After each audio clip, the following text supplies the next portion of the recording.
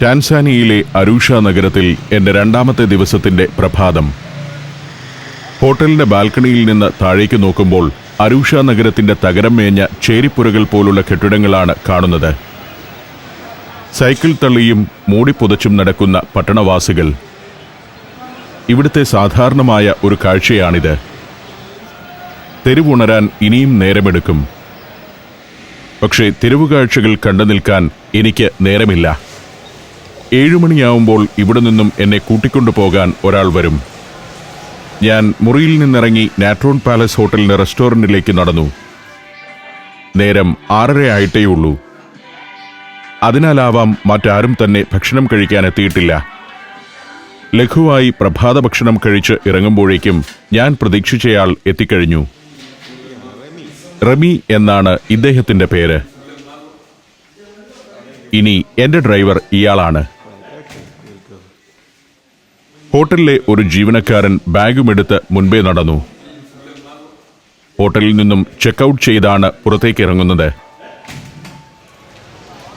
ഇന്നലെ വൈകിട്ട് ഞാൻ വന്നിറങ്ങിയ തെരുവ്. മേക്ക് മൈ സഫാരി എന്ന കമ്പനി എനിക്ക് വേണ്ടി അറേഞ്ച് ചെയ്ത വാഹനമാണിത്. ഒരു ലാൻഡ് ക്രൂസർ.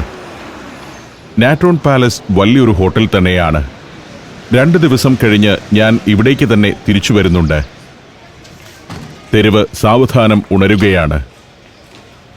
ആഫ്രിക്കൻ ജീവിതത്തിൻ്റെ തനതു നേർക്കാഴ്ചകൾ. ആളുകൾ തെരുവിലേക്ക് ഇറങ്ങി തുടങ്ങിയിരിക്കുന്നു. ഒരു ചെറുപ്പക്കാരൻ തൊപ്പിയും ചിത്രങ്ങളുമെല്ലാം വിൽക്കാൻ എൻ്റെ അടുത്തെത്തി. ടൂറിസ്റ്റ് ഹോട്ടലുകളുടെ മുന്നിലെല്ലാം ഇത്തരക്കാർ രാവിലെ തന്നെ സ്ഥാനം പിടിക്കും. റമി എപ്പോഴും മൊബൈൽ ഫോണിലെ വാട്സാപ്പിൻ്റെ ലോകത്താണെന്ന് ആദ്യ മിനിറ്റുകളിൽ തന്നെ എനിക്ക് മനസ്സിലായി.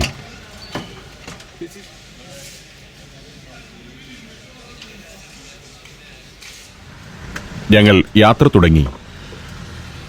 ഹോട്ടലിനടുത്ത് ഒരു ബസ് സ്റ്റാൻഡുണ്ട്.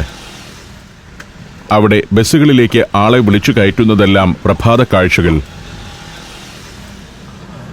അരൂഷ പട്ടണത്തിൻ്റെ കാഴ്ചകൾ ഇതൊക്കെ തന്നെയാണ്. തമിഴ്നാട്ടിലെ മധുര, ട്രിച്ചി തുടങ്ങിയ പട്ടണങ്ങളോട് ഏറെ സാമ്യമുണ്ട് അരൂഷയുടെ കാഴ്ചകൾക്കെന്ന് എനിക്ക് തോന്നി. ഏറ്റവും സാമ്യം കടകൾക്ക് മുന്നിലും പാതയോരത്തും കാണുന്ന ബോർഡുകളിലാണ്. ഇന്ത്യൻ കമ്പനികളുടെ ബോർഡുകളാണവ.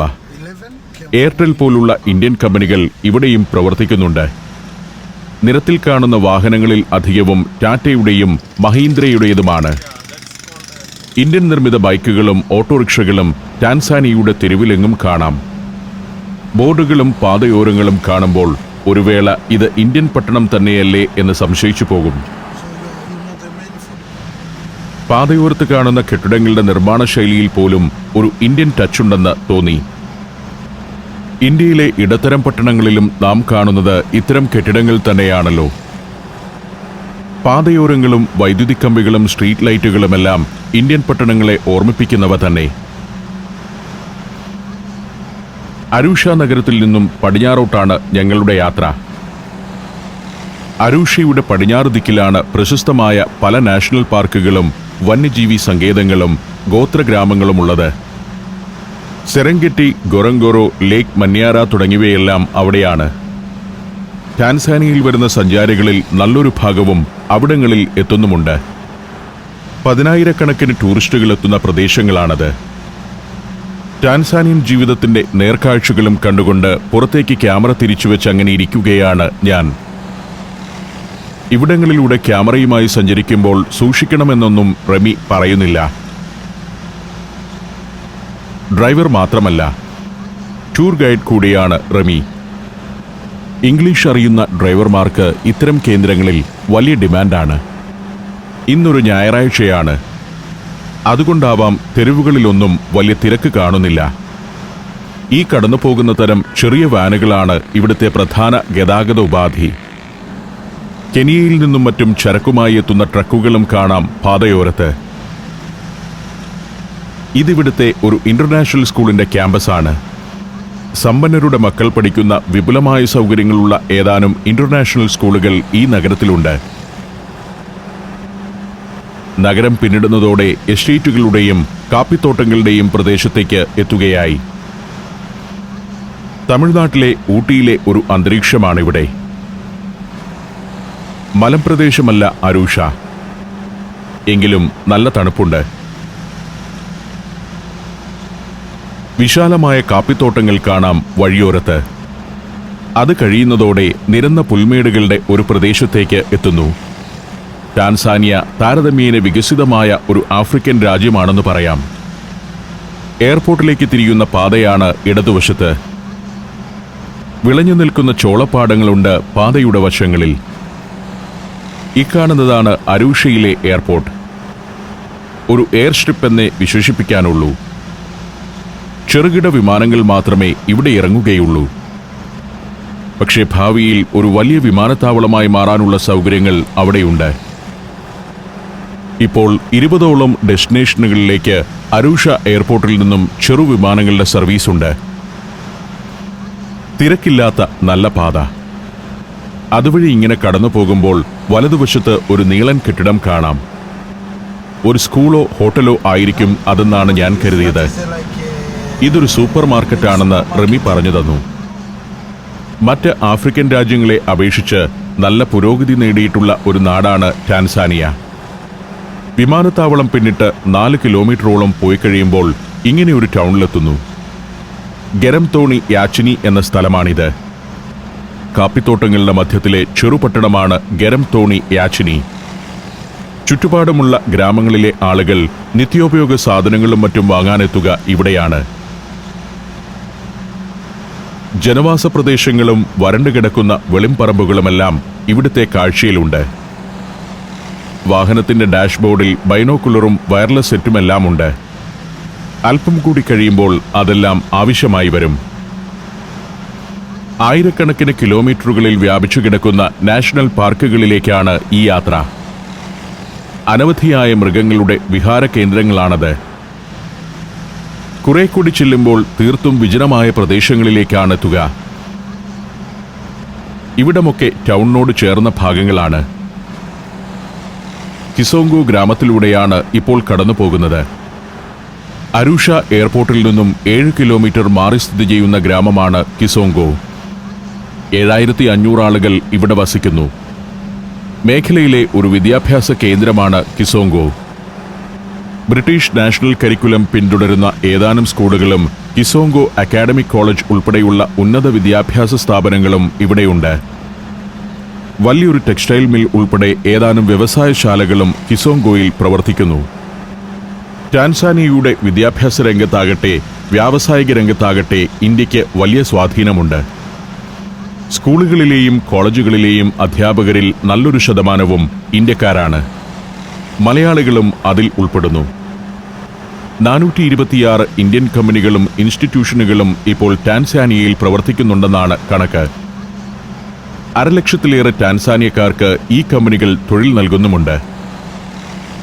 Manufacturing, telecom, transport, agriculture, tourism, construction, energy, finance, natural resource, human resource, broadcasting, computer എന്നീ മേഖലകളിലെല്ലാം ഇന്ത്യൻ കമ്പനികൾ ഇവിടെ വലിയ സ്വാധീനമാണ് ചെലുത്തുന്നത്. പൊതുവെ ശാന്തമായ രാഷ്ട്രീയ അന്തരീക്ഷമാണ് ടാൻസാനിയയിലുള്ളത്. സ്വാതന്ത്ര്യാനന്തരം വലിയ അട്ടിമറികളോ പട്ടാള ഭരണമോ ഒന്നും ഇന്നാട്ടിലുണ്ടായിട്ടില്ല. എങ്കിലും ആഫ്രിക്കക്കാരന്റെ സഹജ സ്വഭാവമായ അലസത കൊണ്ടാവാം വലിയ കമ്പനികളിലെല്ലാം സുപ്രധാന പദവികളിലിരിക്കുന്നത് വിദേശികളാണ്. അതിൽ തന്നെ ഇന്ത്യക്കാരാണ് കൂടുതലും. ഇപ്പോഴും ഗോത്രജീവിതത്തിൻ്റെതായ രീതികൾ പിന്തുടരുന്നവരാണ് ടാൻസാനിയക്കാരിൽ ഭൂരിഭാഗവും. അവർക്ക് വലിയ സ്വപ്നങ്ങളൊന്നുമില്ലെന്ന് തോന്നും. മറ്റ് ആഫ്രിക്കൻ രാജ്യങ്ങളുടെ ആളുകളുടെ സ്ഥിതിയും വ്യത്യസ്തമല്ല.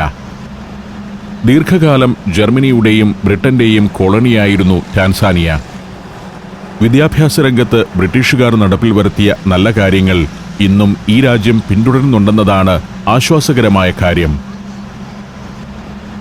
അരൂഷയിൽ നിന്നും കുറേ ദൂരം യാത്ര ചെയ്തതോടെ മണ്ണിന്റെ സ്വഭാവം മാറിവരുന്നു.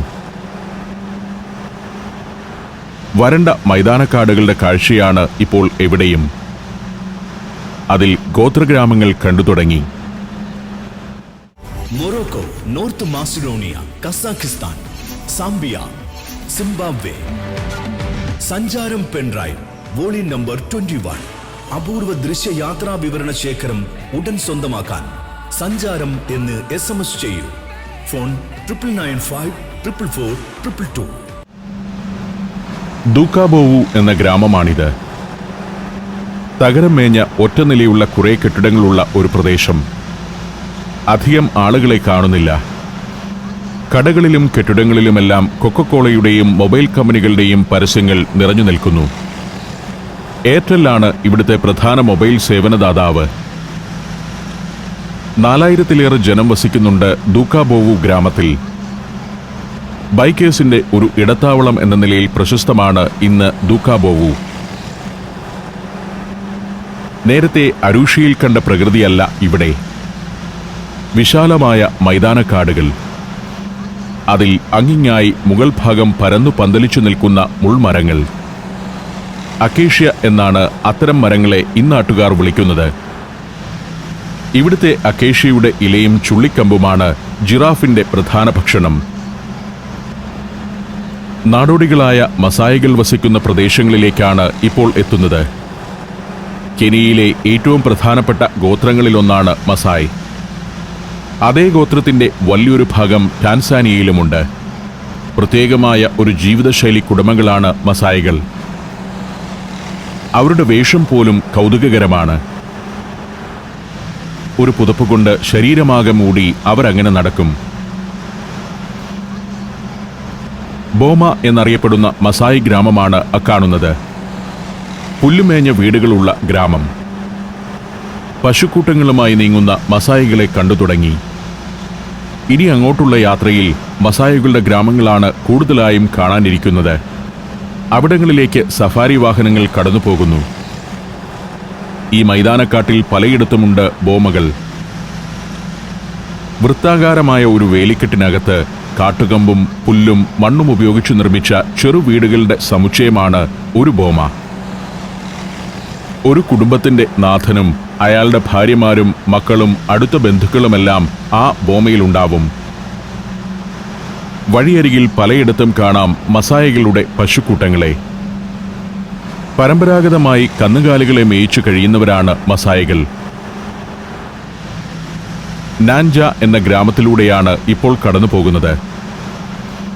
മസായികളുടെ ഗ്രാമമല്ല ഇത്. ഏതാണ്ട് 40 വർഷം മുൻപാണ് നാൻജ ഗ്രാമം രൂപപ്പെട്ടതെന്നാണ് രേഖകൾ. അന്നു മുതൽ ശുദ്ധജല ദൗർലഭ്യം അനുഭവിച്ചു വരികയാണ് ഈ ഗ്രാമമെന്നത് ഒരു പ്രത്യേകത. ചെറിയൊരു ഗ്രാമമാണ് നാൻജ. അത് പിന്നിട്ട് യാത്ര തുടരുമ്പോഴും വരണ്ട ഭൂമിയാണ് കാഴ്ചയിൽ. ഇപ്പോൾ നല്ല തണുപ്പുകാലമാണിവിടെ. ഒക്ടോബർ മാസം കഴിയുന്നതോടെ മഴക്കാലം തുടങ്ങും. അപ്പോഴാണ് ഉണങ്ങി വരണ്ടു കിടക്കുന്ന ഈ ഭൂമി പച്ചപ്പണിയുക. അത് വന്യമൃഗങ്ങളുടെയും മസായികളുടെയും ദേശാന്തര ഗമനത്തിന്റെ കാലം കൂടിയാണ്. പുരാതന കാലം മുതലേ ഒരിടത്തും സ്ഥിരവാസമാക്കാതെ അലഞ്ഞു തിരിഞ്ഞു ജീവിക്കുന്നവരാണ് മസായികൾ.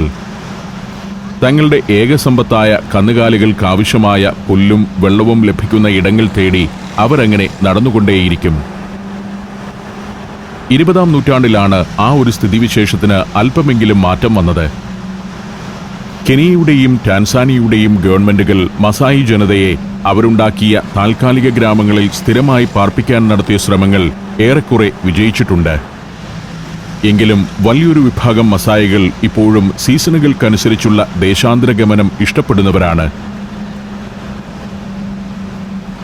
ഇത് ആഫ്രിക്കൻ കാടു തന്നെയാണ്. വൻമരങ്ങൾ തിങ്ങിവളരുന്ന നിബിഡവനങ്ങൾ ഇവിടെ അപൂർവമാണ്. മൈതാനക്കാടുകളെന്ന് ഇതിനെ വിശേഷിപ്പിക്കാം. മസായികൾ പശുക്കളെ മേയിച്ചു നടക്കുന്ന പ്രദേശങ്ങളാണിതെല്ലാം.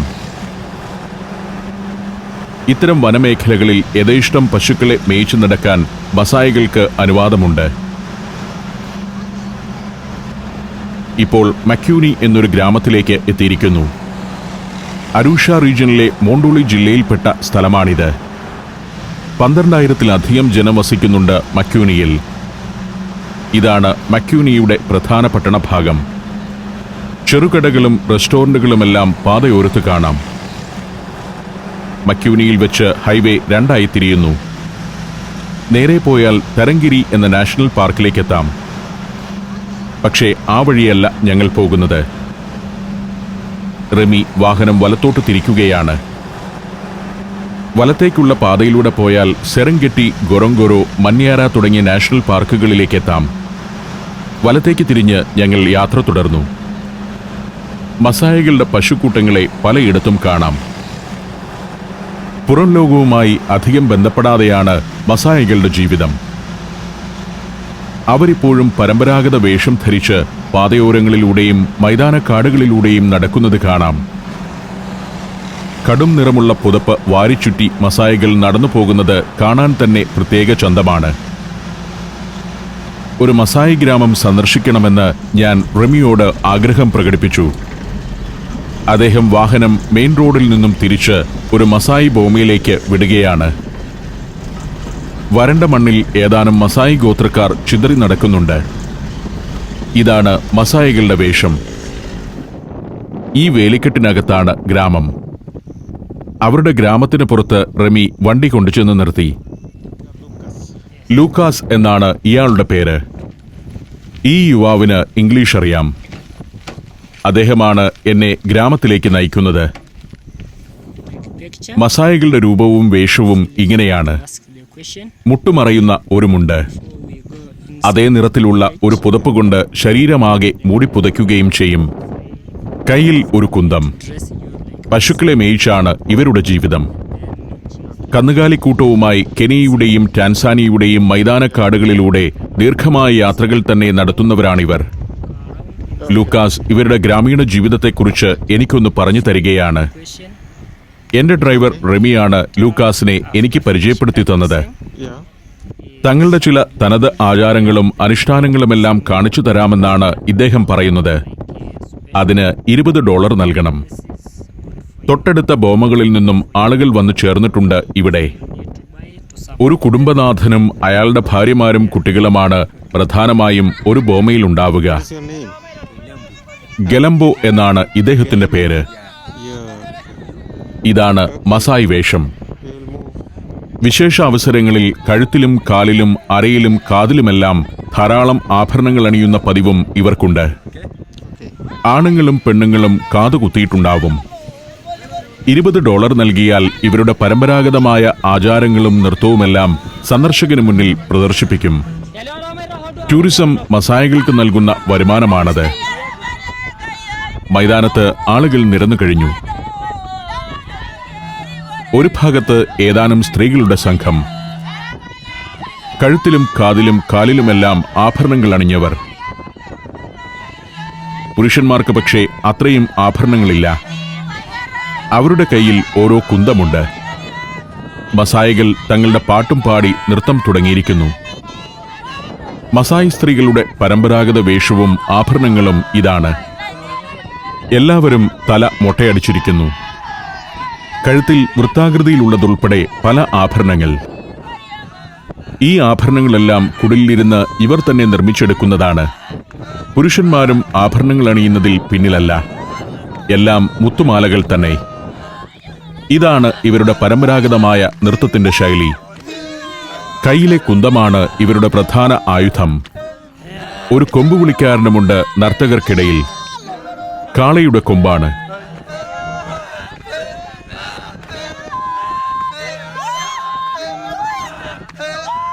ഇപ്പോഴും നൂറ്റാണ്ടുകൾക്ക് മുൻപത്തെ ജീവിത രീതികൾ തന്നെയാണ് ഇവർ പിന്തുടരുന്നതെന്നതാണ് ആശ്ചര്യകരമായ കാര്യം. മിഷണറിമാരുടെ പ്രവർത്തന ഫലമായി കുറേയേറെ മസായികൾ ക്രിസ്തുമതം സ്വീകരിച്ചിട്ടുണ്ട് ഇപ്പോൾ. എന്നാൽ അവരിൽ നല്ലൊരു ശതമാനവും തങ്ങളുടെ പരമ്പരാഗതമായ ആചാരാനുഷ്ഠാനങ്ങളെയും വിശ്വാസങ്ങളെയും ഇന്നും കൈവിട്ടിട്ടില്ല. ഇവരുടെ ജീവിത രീതികൾക്കോ വസ്ത്രധാരണത്തിനോ ശൈലികൾക്കോ ഒന്നും ഒരു മാറ്റവും വന്നിട്ടുമില്ല.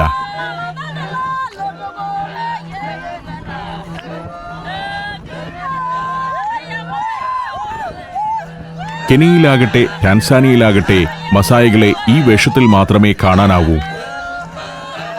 മൊബൈൽ ഫോണിന്റെ ഉപയോഗം പോലുള്ള പുത്തൻ രീതികൾ ഇവരിലും എത്തിയിട്ടുണ്ടാവാം.